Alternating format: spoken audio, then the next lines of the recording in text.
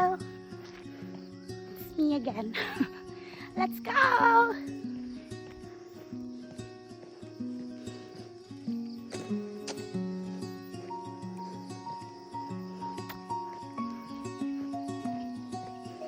Nanata dari sa crossing sa Kanyangan, RM, then padulong sa Amoa.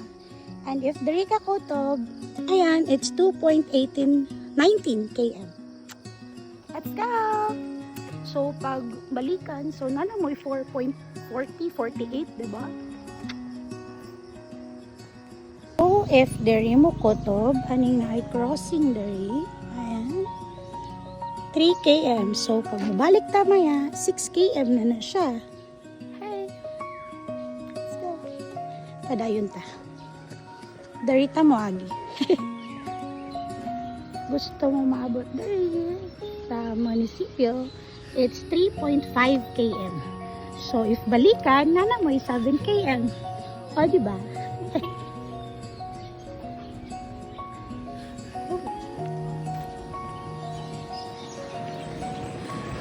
3.83.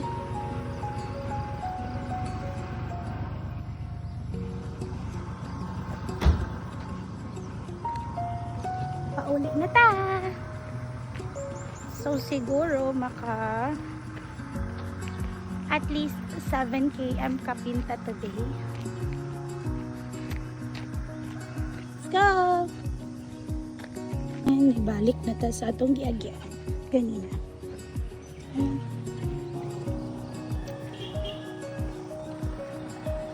Uli na ta, 4.92, nakabalik na ta dari.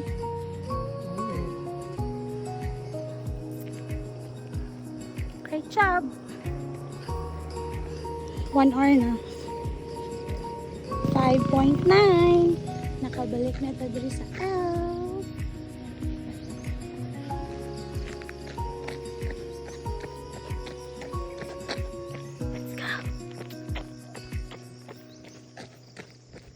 Yay! Thank you so much. Nakanangka pa ko.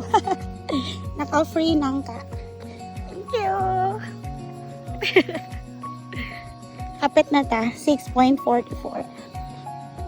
7 km. Nanata sa balay. Yes. Thank you so much. Yay! 7 km. Mas nice di ay pag sayo ko makagawas. Kaya unta, you know, 7:07 nakauli na ko. Usahay manggod dugay ko kamata. Nana 7:30 na ko makauli, init na kayo, awa. Kay summer na summer kayo ang vibe. Mas the earlier the better. So ayan, naka 7.13 km ta for today. And if gusto ka maka 10k steps, sakto gid kayo ni. Ha, bye!